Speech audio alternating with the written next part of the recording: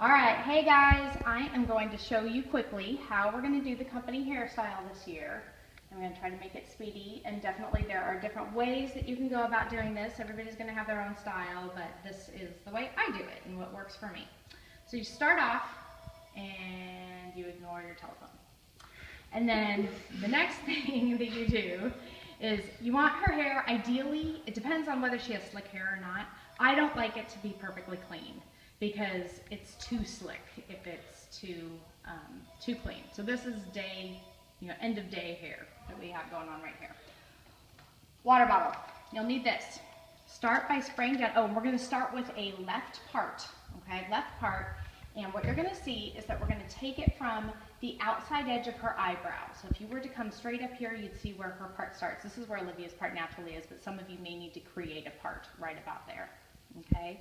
And I am going to take her back about let me see how far we go here. 1 inch, 2 inch, like 2 inches or so back, maybe 2.5, something like that. Straight going apart, going straight back on her head. Then you ask her to grab her comb. And I use a lot of water, because that's what works best for me. So I'm going to spray the front of her hair. Spray the sides. You spray the videographer. Because this is the way that Olivia's hair, and Alexa's for that matter, stays in best, is when they get it wet. Okay? Then I'm going to do the same thing on the other side. So I look straight at her. I come up from the top of her eyebrow, and I make another 2.5 inch part going straight back. So now I have that on both sides. Does that make sense? Yes, Kim, it makes sense. Okay. Then you are going to take your comb and part straight along the back, connecting this, and Lex, try to get this from the top. So what I've done is I have made, when I get her hair out of the way, kind of a rectangle of sorts that I'm holding in my hand. And I'm going to spray the back to get it out of my way so that you can see this. Can you kind of see that, Lex? I don't know if you can get that. But basically, I have a part going down one side, part going down one side, and a connecting part going across the top. Yeah?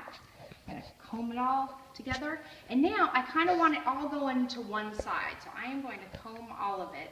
Starting at the left, I am pulling this out to the right side of her. Then, get rid of that for a second. And you're going to grab everything else on her and just pull it back for the time being. Doesn't need to be a fancy ponytail. You just don't want any of this to want to make its way into your French braid. So I tend to tie it off in a super quick ponytail just to get it out of the way. Now I'm going to French braid. And this is the part that has some of you all wigged out. All right, so try a little bit of both. Okay, again, I like it wet. That's what works best for me. No, looking at my back part, and I didn't get it very straight, but it'll be close. Okay, I like to hold it in my left hand, and I'm pulling it the whole time. I'm pulling it in the direction that I want the braid to be going, which on her is kind of to her right-hand side. All hair is being pulled this way. I use the end of a rat tail comb, and I just take a first little chunk. I just part it off just like that.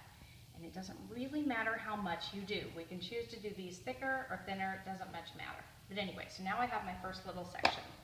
I am going to separate my first section into 3 parts, and I am going to start braiding. Take the closest one to her forehead, cross it over the top, take the one in the back, cross that over the top. Now the trickiest part to French braiding is figuring out where to put your fingers. And this is the part that's just going to take some time, okay? So don't, and French braiding is actually somewhat forgiving. So you can make mistakes as you go along, and it's not that big a deal. Okay, but all I've done right now is cross one over the top and then the other over the top. You're going to hold the 2 farthest left ones to me in one hand. Now this is the one you're going to work with, and it's the one in the front. I am going to add another section to the one on the right. So all I've done is grab another little piece and added it to the right. Now I'm going to take that one that I just added to and put it in the middle. Yeah, so this is what was over there, now it's in the middle. Now I'm going to do the same thing, so I'm going to hold these 2 in one hand, and I'm going to go to the other side and take another equal chunk, add it to that one. So now I have added on that side, and I'm going to pull that into the middle. And I'm going to keep doing that as I go along. Now I'm holding both in my left hand. I'm going to take another little chunk, add it in, like so. Still have it in, and cross it to the middle. And you just go over only as far. You keep adding in to the outside piece, like so. And I'm doing this kind of fat. And again, you could take really skinny little pieces. Everybody always asks how much you pull on each side. Kind of doesn't matter. You can do a really thin one or you can do a really thick one. I'd say we'll do something in between. And cross it over. And I'm only going to need to do this a couple more times. Grab this and add into the outside one and pull it over. Grab this. Kind of smooth it out as I go a little bit.